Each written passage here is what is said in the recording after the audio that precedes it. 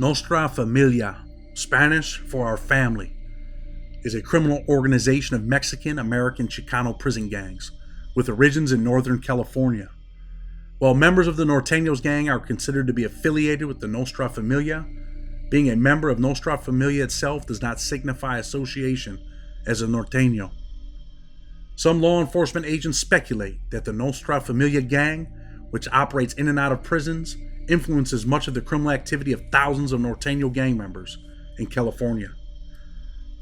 It is alleged that the gang's main sources of income are distributing cocaine, heroin, marijuana, and methamphetamine within prison systems, as well as in the community, and extorting drug distributors on the streets. Nostra Familia was organized at a correctional training facility in Soledad, California in 1965. In the late 1960s, Mexican-American inmates of the California state prison system began to separate into two rival groups. Nostra Familia and the 1957 formed Mexican Mafia, according to the locations of their hometowns. The north-south dividing line is Delano, California. Nostra Familia are prison enemies of the Southern Chicanos, who consisted of La M, better known as the Mexican Mafia. While the Mexican Mafia had initially been created to protect Mexicans in prison, there was a perceived level of abuse by members of La M towards the imprisoned Chicanos from rural farming areas of Northern California. The spark that led to the ongoing war between Nostra Familia and members of the Mexican Mafia involved a situation in 1965 in which a member of La M stole a pair of shoes from a northerner at Duell Vocational Institute in Tracy. This event put into motion the longest-running gang war in the state of California. The Nostra Familia was not recognized as a prison gang by the California Department of Corrections and Rehabilitation until 1979. Since the written constitution of the Norteños stated that the gang's leaders resided in Pelican Bay State Prison in California, the relocation of the 5 leaders led to turmoil among its members. The leadership vacuum resulted in a power struggle between prospective generals. Eventually, 3 new generals came to power at Pelican Bay, yet 2 were demoted, leaving only David D.C. Cervantes as the highest-ranking member of the gang in California. Cervantes' rise marked the first time in decades that the Norteños had a single leader at the helm of their criminal organization. The remaining leadership of the organization in Pelican Bay consisted of Daniel Stork Perez, Anthony Chuco Gullion, and George Puppet Franco. While Nostra Familia is primarily a Chicano gang, membership sometimes extends to other Latinos, as well as non-Latinos. Members of the organization are considered to have taken a blood oath to join the gang, and are considered lifelong participants. Nostra Familia's written constitution allegedly states that no member should prioritize women, money, or drugs over their membership in the gang. Membership in the gang extends beyond prison. Women are not allowed to become full-fledged members of Nostra Familia, but are sometimes used for communication and drug-running purposes, allegedly, as they are considered less likely to be noticed by law enforcement agents. The NF has a formal written constitution and a membership of approximately 250, with an additional 1,000 associates. Most recently, in September 2021, the Bay Area's top federal prosecutor announced a sweeping array of indictments targeting the notorious Nostra Familia prison gang, boasting that a 5-year operation had culminated in a takedown of the organization's leadership responsible for an expanse of drug trafficking and brutal street violence spanning Northern California. Operation Quiet Storm, as dubbed by the FBI San Francisco Area Field Office, yielded 17 indictments and 55 charged defendants, prompting an array of regional agencies including the FBI, the DEA, the Santa Clara County Sheriff's Office, San Jose Police Department, as well to serve high-risk warrants.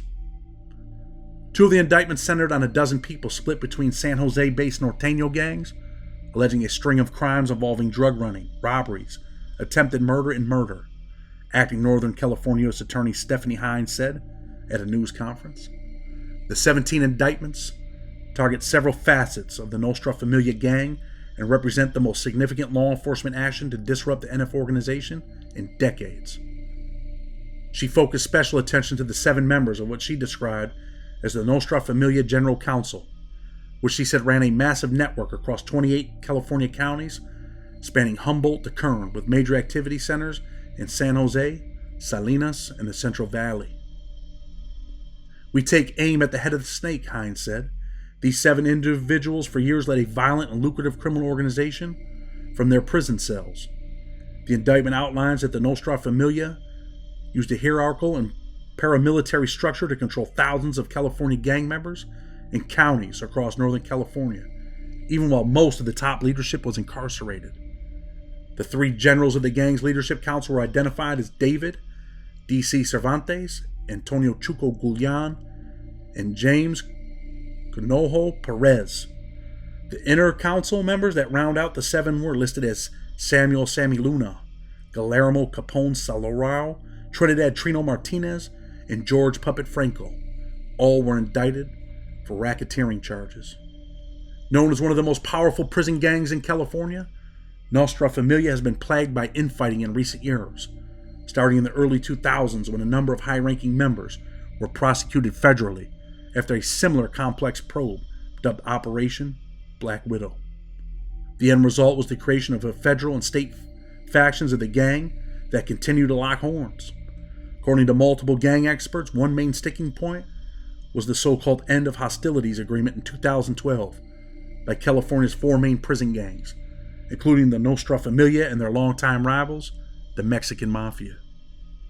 The federal faction didn't approve of the treaty, but the state side entered into it anyways, prompting a deep-seated conflict that continues to play out.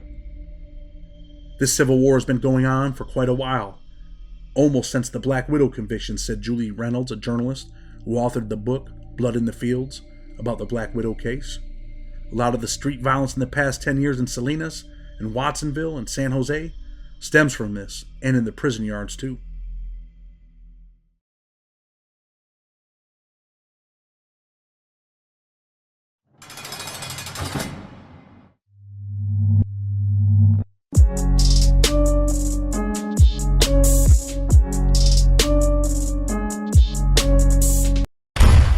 What's up, everybody, and welcome to another episode of Blood on the Razor Wire TV, where we bring it to you real and we bring it to you raw. Hit that subscribe button, hit the like button, don't forget, make sure you share the video. Today's video, we just read a little bit about the NF and the Norteños. Some people have asked me, why didn't you put them on the list of the most dangerous people or the most dangerous gang? And my only answer for that is in federal prison, as I just read. There's not a lot of them in the federal prison system. There's really not. I've done time with some of them in USP Lee. My dealings with them were always pretty much on a respect level.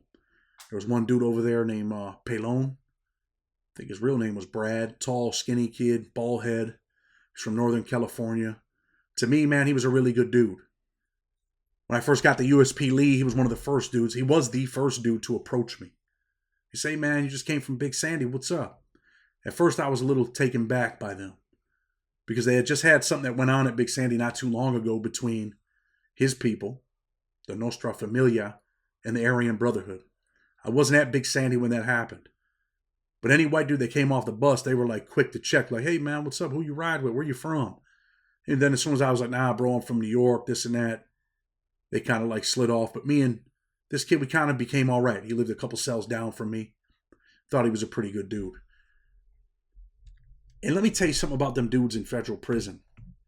They're real militant, man. Real respectful. Definitely dangerous dudes. Definitely tough guys. Very thoughtful in everything that they do. Everything that they do is pretty organized. And we're going to talk about a couple more things here. But just a little background. When I was in USP Lee, when I talk about them being kind of like organized, not kind of, they were organized. Not no kind of, they were organized. They did what they had to do, man. They were beefing with a kid that was a bulldog. When the bulldog got there, they're like, hey, bro, you can live in this cell right here. The dude didn't have a cell. He was a bulldog. He's from Northern California. They gave him a cell. They're like, yo, this is your cell right here. But they had some rules for this kid. His name was Herman. Forgot what they actually called him, but his real name was Herman. He lived exactly in the cell next to me. They told Herman, like, hey, man, this is your cell right here. You can hold this cell down. You can use it. But, this is our cell. And they kind of link up in the feds, like the Bulldogs and them, and the Norteños, I guess they beef in the state, right? But in the feds, they kind of link up. But they kind of told the dude, like, look, man, you can live in here, but you can't have a knife. And dude was kind of bucking the system, like, nah, bro, I'm doing me. Kind of thinking that the cell was his. And I'll never forget this. October 31st, 2009, Halloween. Wreck move. They tell Herman to come outside. Herman, we want you on the yard. So Herman shows up. He goes to the yard. That was a day that I went to the yard too. I didn't go to chow that day. Went out to the rec yard. Couldn't have been no more than 30, 40 people out there, man. They're talking to Herman. Next thing I know, they end up stabbing this kid, man. They stab him in the face. He's bleeding. And I remember him walking the track. Like, hey, man, he says, hey, man, help me. And in that moment, I was like, damn, man, I kind of wanted to help the dude, but I knew that I couldn't. Prison politics. If I help him, they're stabbing me on sight.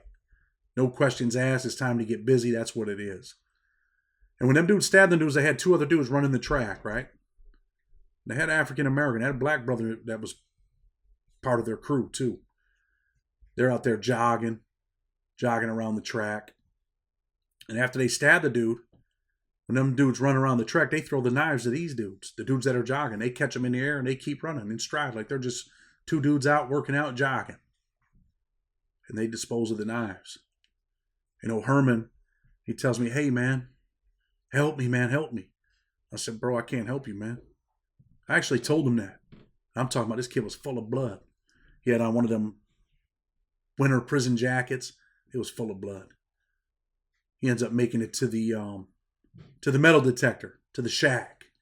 The shack is this little shack that's in between the yard and the compound. Usually got 2-3 cops in there. 2 metal detectors are coming through. People are, hey, come here, let me pat you down. Hey, come here, man, come over here. Hey, go through the metal detector. He makes it to the shack, eventually goes to medical. They save his life. He doesn't die. I remember the captain coming out there screaming, who the fuck is in the tower? The captain's furious. But why? He's furious because no one ever seen this kid getting stabbed. No one from the gun tower. What were they doing up there? Watching football? They didn't see anything happening. I think the captain was thinking, damn, man, I'm going to have a murder on my watch. And he didn't want that. Like I said, dude ended up living. They locked us down. They came and took all the Norteños off the yard. All the Nostra Familia guys. Everybody's gone. So take all them dudes off the yard and get rid of them. So that's just a little bit of my history with them dudes. Like I said, man, them dudes were tough dudes, always respectful, always organized. None of them were sloppy. I remember the kid, it was new to me. Prison was new to me. I remember looking in his cell, man. Well, actually going in there and talking to him. His mattress was all rolled up. Every morning he woke up, man, he'd roll his mattress up and get his stuff ready in case he went to the hole, like he was a soldier. Never laid in his bed until the end of the night. Laid in his bed when it was time to go to sleep. I mean, these guys were really disciplined, man. Always aware of what's going on around them. Pretty organized. But really, I felt like doing this video today because of what we did on Troy Kell. Troy Kell fucked his life off, right? And I want to tell you a story about this kid. This dude fucked his life off. Fucked his life off. Went to prison with 12 years and 7 months. His name's Scott Gustin. Scott Gustin is in the FCI. He's at an FCI. He's doing his time. He's just doing him, man, right? Just doing his little bit of time that he's got to do. I'm going to pull this stuff up for us, too. He's doing his time, and what happens is they put him in an 8-man cell in an FCI. And who do they bring in there? They bring a Southsider in there, man. Bring a Southsider in there. And Scott says, you know what? It's on sight, man. This dude's a Southsider. We got the numbers. I'm hitting this dude, man. And that's what he did. But this dude hit people without a question. And he ended up with a life sentence. Just like Troy Kelly fucked his whole life off. And I want to read this to you, and we're going to talk about it. Because it's important, man, because there's some young man watching this video right now. Some young man is watching this video and might be on the wrong path. You might be thinking that, hey, man, prison's kind of cool, man. I want to go to prison if I have to. I'm out here getting money. It'll up my status. You might end up with 7 or 8 years and never get out. A jury concluded that while confined at a federal prison, Scott Guston and a Confederate stabbed and wounded another inmate. Guston was convicted of attempted murder and sentenced to life imprisonment. His defense at trial was that he did not attack the victim. He deliberately misidentified him as the aggressor in order to settle a score among gangs and to protect the true perpetrator. The attack occurred in a common area, so other inmates could have been responsible. But the jury believed the victim, and other evidence also supports the conviction. He went in there with a defense saying, hey, man, I didn't stab that dude. I didn't stab him. They're lying, man. It was someone else. He misidentified me. That doesn't always work out too good, that defense, right? I want to read you some of the stuff that actually happens in this case, man. The court said, so much for that theory. Practice is equally dispositive against Guston's current argument. He is a member of Nostra Familia, a gang based in Northern California. The victim was a member of the Sureños, a gang from Southern California. The Sureños are enemies of the Norteños, a gang that has an alliance with Nostra Familia. Guston contends, and the prosecutor does not deny, that the Constitution and democratically elected leadership of Nostra Familia requires its members to kill members of the Sureños on sight or be killed themselves. That a criminal gang has a constitution and practices internal democracy would not be a surprise to a reader of Peter T. Leeson's The Invisible Hook, The Hidden Economics of Pirates.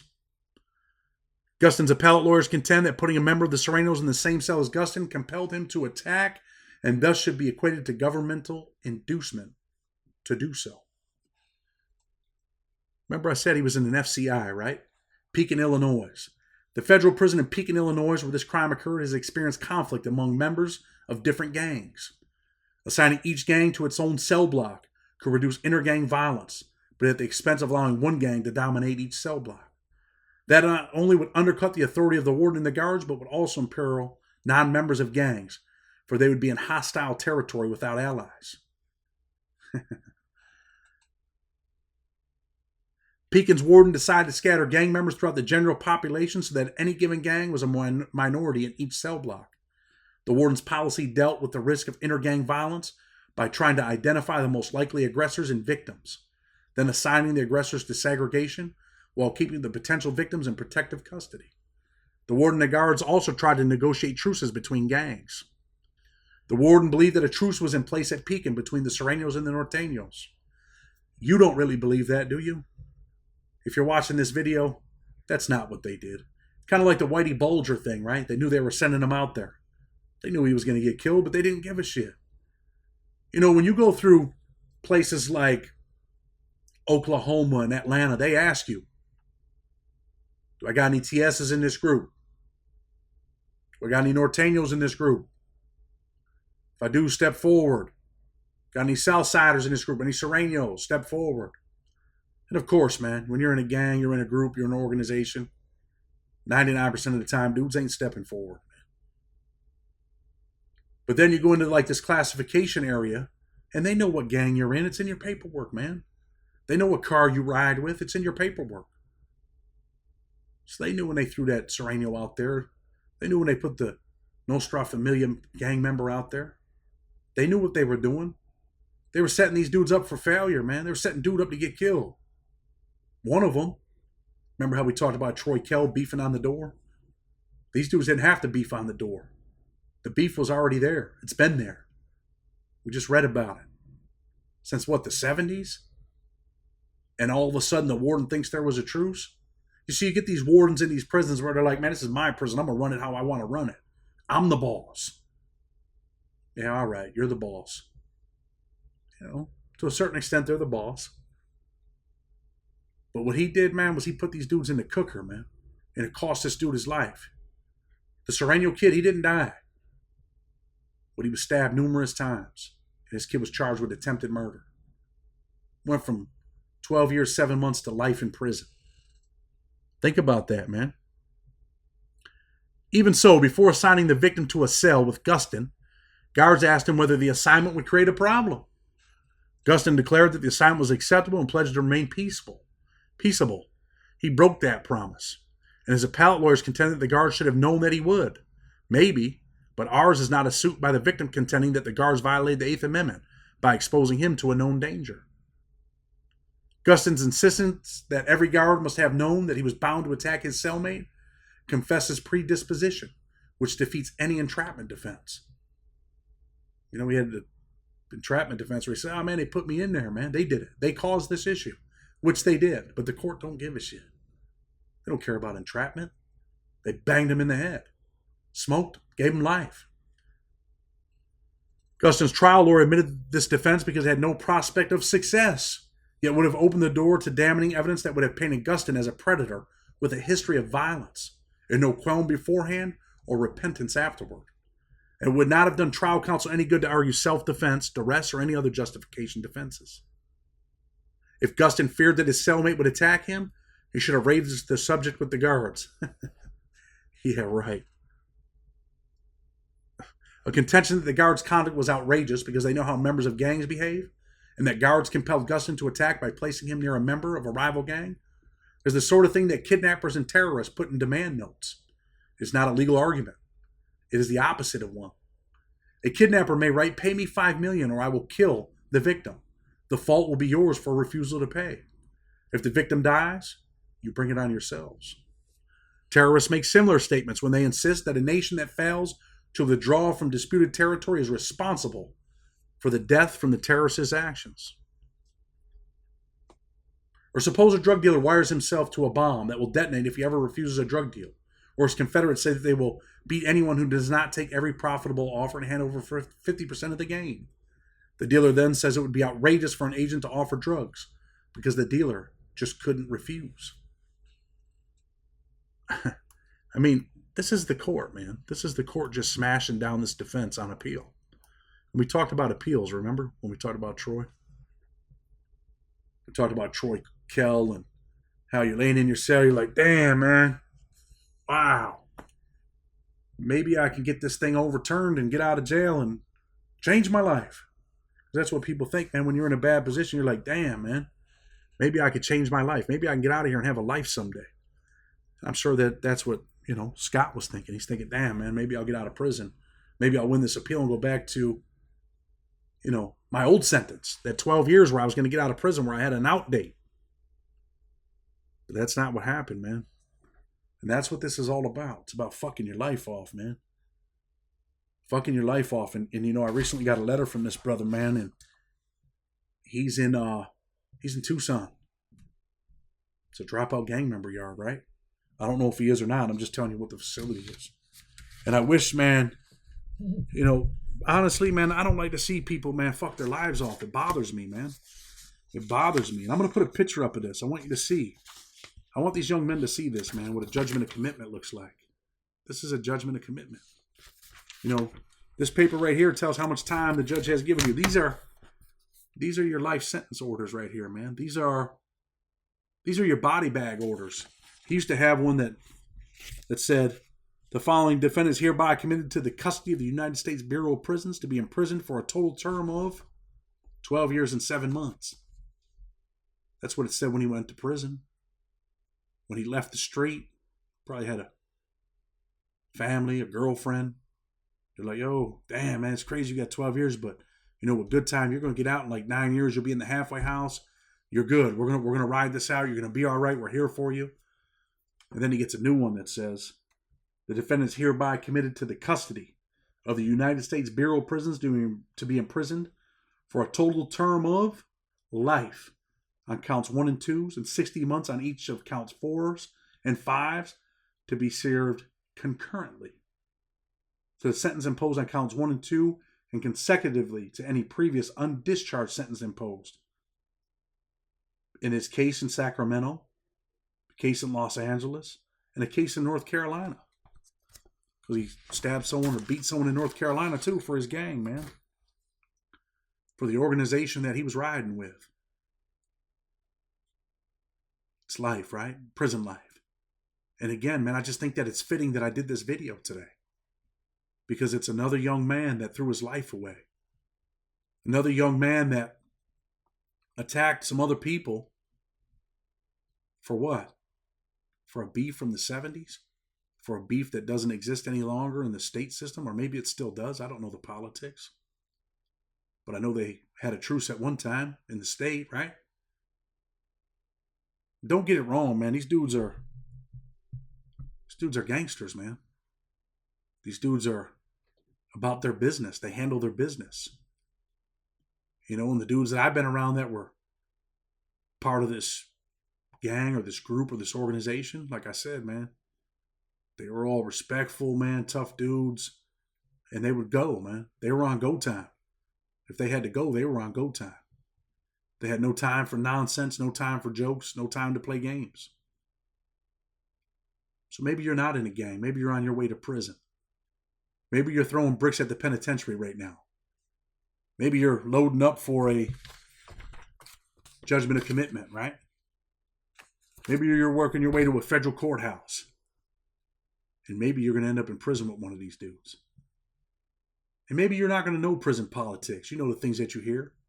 Maybe you get to one of these prisons and you say something stupid and you disrespect one of these dudes. They take it as a major disrespect. You don't even think twice about it.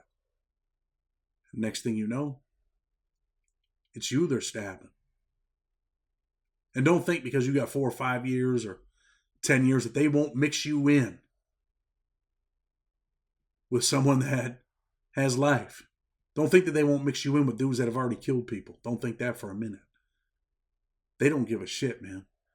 You know, they haven't been exposed. People don't really see this. They've seen it a little bit with Whitey Bulger. When they designate you, they don't think about you. They don't care what gang you're in. They got what's called a SIM file, Central Inmate Monitoring, right? And you might have a no contact on there. You might have a no contact with this guy. But they don't put a specific no contact with the whole gang. And you end up on one of the yards that they're running. And you had a beef with this dude. He knows where you're at. He sends a kite over there. Hey, yo, hit this dude, man. Had a major problem with this cat. Now your ass is hit. Federal prison's a small place. It's full of people that are running the system and pulling the cords down there in Grand Prairie, Texas when they designate you. You think they really look at that paperwork and be like, oh man, we better not send this guy to Big Sandy. He's a Norteño and they got Serenos over there. We better not send him over there. They do that sometimes. But obviously they said, hey, we're going to send this guy over to an FCI. They didn't care what beef they had. It's an FCI. Them dudes ain't trying to pop off and kill people like that. It's just an FCI. People get killed in FCIs too, man. You think about that. What's the moral of the story? You're a young man. Do you want to throw your life away? You want to do, in the words of Troy Kell, fuck your whole life off? What he said, I've been angry since I was 18. You want to be that 18-year-old that fucks his whole life off? Whether you fuck it off in the street or you fuck it off in prison. Maybe you only end up with 10 years. Then you go to prison and fuck your whole life off. You see, you've heard stories about it, right? But you never really seen it. I heard stories about it. Oh, man, dude went to jail with 5 years, man. He ended up with life. Oh, man, dude had 7 years. He ended up with life. He killed a dude over. I used to hear them stories. But I'm showing you the story. I'm putting a face to the story, man. Don't let it be your face, man. Blood on the Razor Wire TV. Till tomorrow, we're out.